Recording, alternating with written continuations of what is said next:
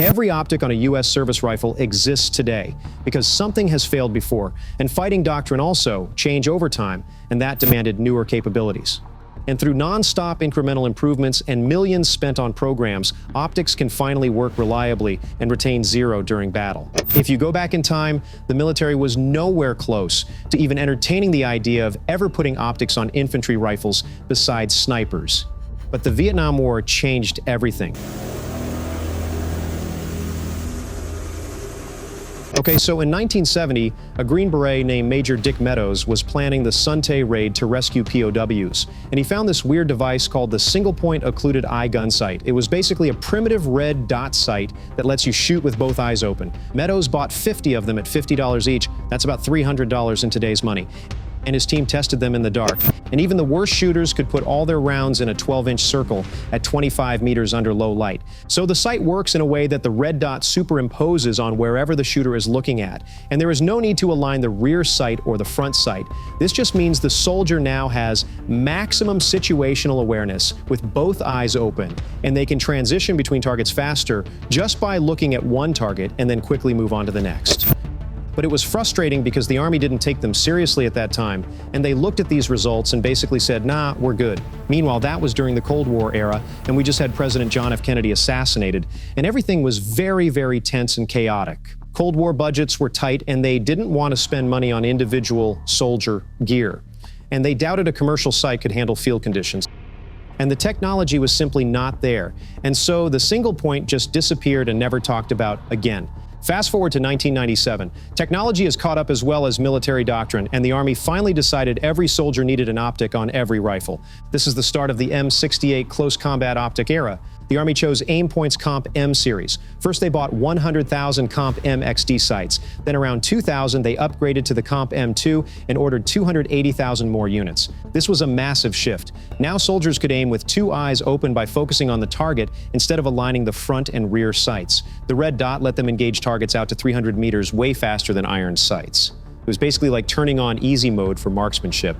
Of course, this is just an oversimplified explanation, and the Army used a 50 and 200 meter zero, which basically meant put the dot on it, and the bullet should hit a fairly tight group wherever it's aimed. The bullet's curvature should hit a target at 50 and also hit something at 200 meters. Up close, there are offsets for height over bore distance that the shooter has to account for.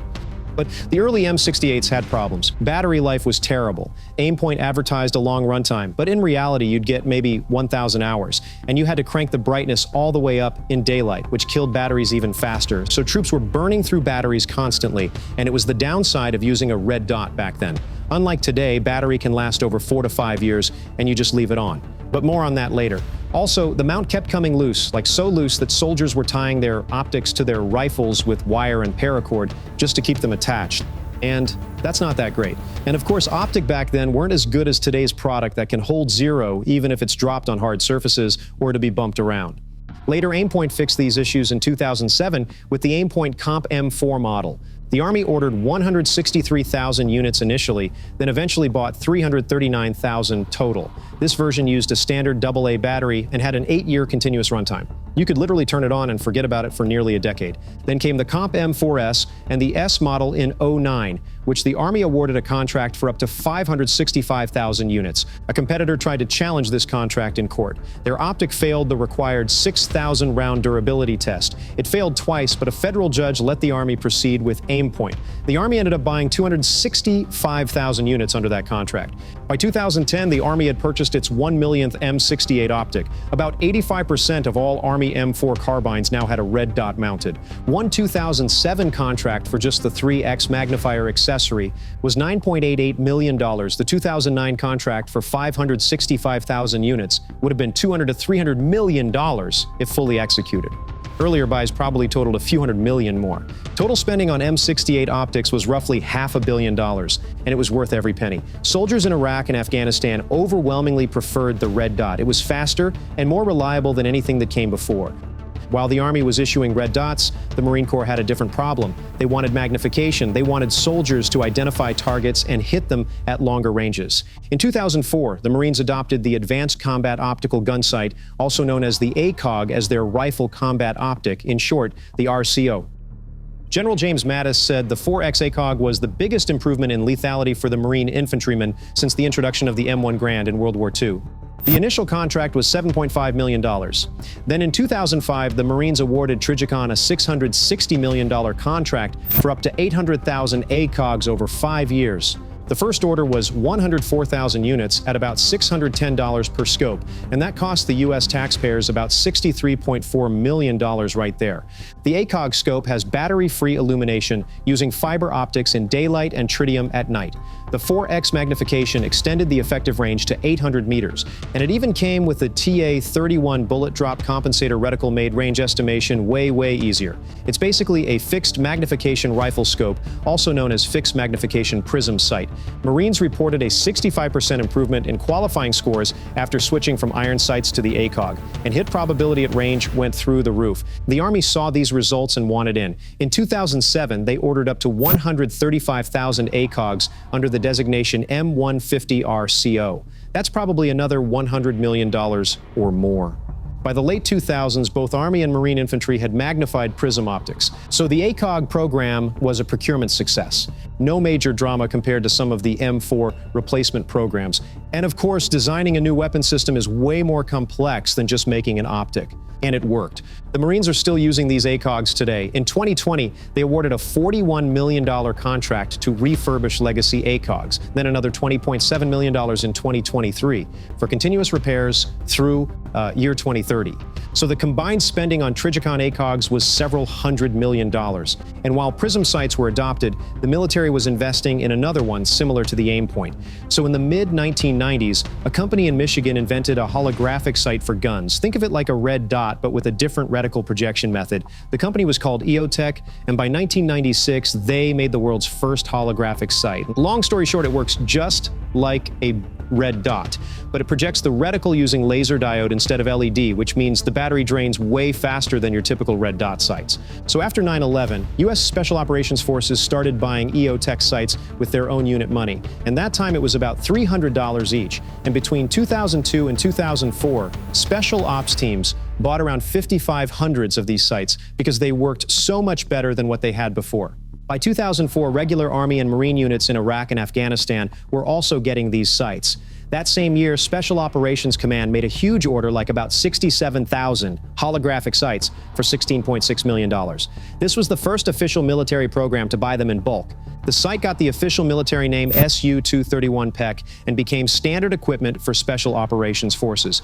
But there was a little hiccup along the way. So in 2015, the government discovered that EOTech had been hiding problems with their sights since 2006. Long story short, it was about losing zero in extreme cold or heat. Basically, the sight would have about 6 to 12 MOA shift. They called it thermal shift. And also some moisture problems so that the sight could fog up inside and the crosshair would fade or disappear in humid weather. EOTech knew about these problems, but kept selling the sights to the military anyway, claiming they worked perfectly in all conditions. This was a big deal because soldiers' lives depended on these sights working correctly. Later, the Department of Justice sued EOTech's parent company, L3 Communications, for fraud. In late 2015, the company paid $25.6 million to settle the lawsuit. This was a black eye for the industry. It showed that even trusted manufacturers could hide critical defects if it meant protecting sales. From a taxpayer perspective, the settlement effectively refunded some of that cost, but it also meant troops were using faulty gear in combat zones. So did the military stop using EOTechs? Even with all the problems, the military didn't completely give up on holographic sights. EOTech fixed the issues in their newer models. In 2018, Special Operations Command gave them a new contract worth $26.3 million for basically improved sights and told them to clean up their mess. The improved EOTech models, like the EXP-S3, have since been adopted and work well. But this episode proved that reliability matters more than features, and companies need to be held accountable. So while that was going on, by the late 2010s, the military asked a new question. Could one optic replace both the red dot and the ACOG optic? This is when optical technology has caught up and low-power variable optics became a thing in the firearm industry, aka LPVOs. These optics could now offer 1x magnification like a reflex sight, then zoom up to 6 to 8x for distance shooting. So then it led to the Marine Corps starting with the Squad Common Optic program. In 2020, they awarded Trijicon a contract worth up to $64 million for the VCOG 1:8 by 28 millimeter variable scope. This thing can dial from true 1x for close quarters up to 6 power for target identification. But way before that, the military has some Trijicon RMRs for CQB. However, this wasn't a formal program with an acquisition contract, but rather it was just a practical field uptake by warfighters who saw real benefit in the optic's durability and its compact size for sight transition. But the debate between offset red dot and LVPO will be for another video. Plan was to buy up to 19,000 units to outfit all infantry and combat engineer squads by 2023. And the Marines negotiated well. The price came in about 11% lower than expected, saving approximately $8 million. And in addition, the Marine also adopted other variable magnification scopes from Schmidt and Bender, and those are for more long-range designated sniper roles, but that will be for another video. First SCOs started fielding in 2021. Marines loved the flexibility of being able to zoom in or out depending on the mission.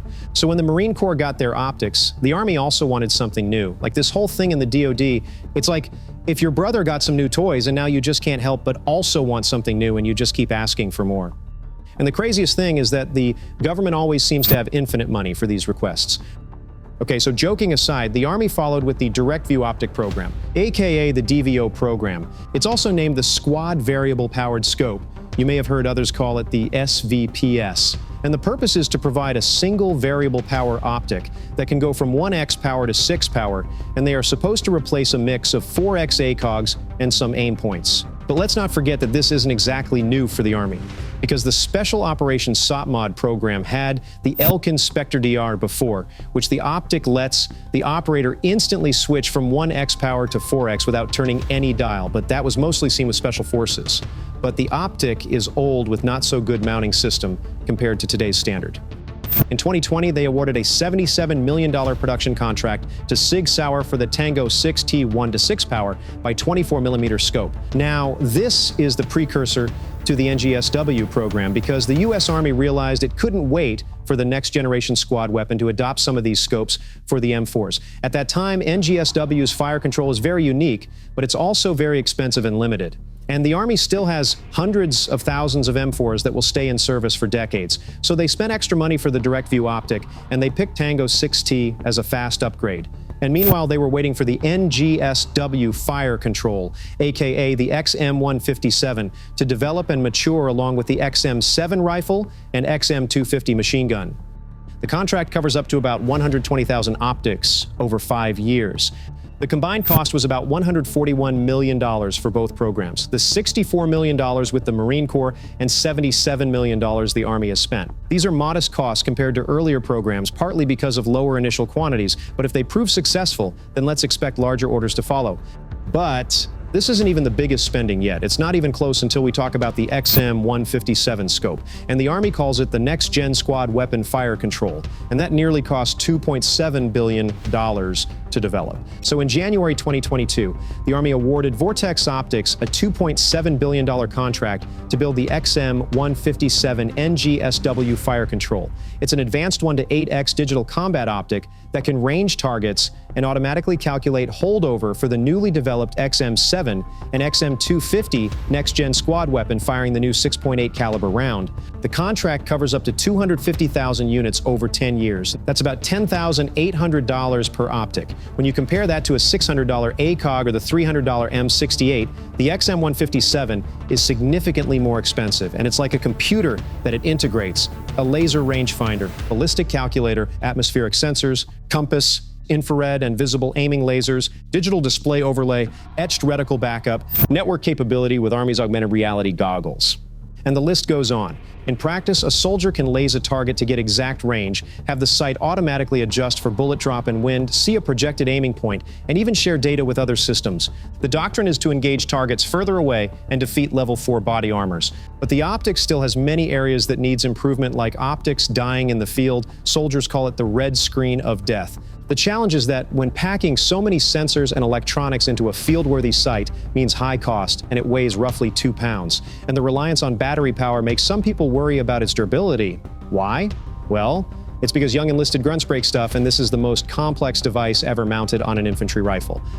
So back in 2021, Vortex beat out L3 Harris Technologies, and there was no public protest from L3, suggesting the evaluation was clear-cut. So the total development was about $2.7 billion, and that contract ceiling seems astronomical.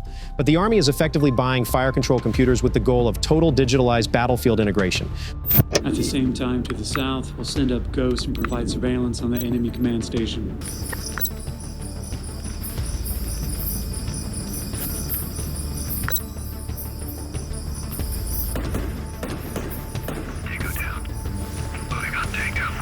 So what taxpayers actually paid, and will this increase the combat effectiveness? So let's add it up. Total across all programs, over $4 billion spent on rifle optics since the 1990s. It's not all bad spending compared to other weapon programs that the Department of Defense was investing in and ended up never being fielded. But the real lessons here is that the military takes forever to adopt good technology, but the drive to innovation is definitely there. Companies push to come up with better stuff whenever there is competition to give warfighters the best tools to do the job. It wasn't always a smooth ride like in any engineering endeavor, but each design generation, all of them took incremental improvements compound over time. And the Army didn't just buy optics and call it done. They listened to troops complaining about loose mounts, dead batteries, and limited magnification. Then they fixed those problems in the next contract. This iterative approach meant each program learned from the last.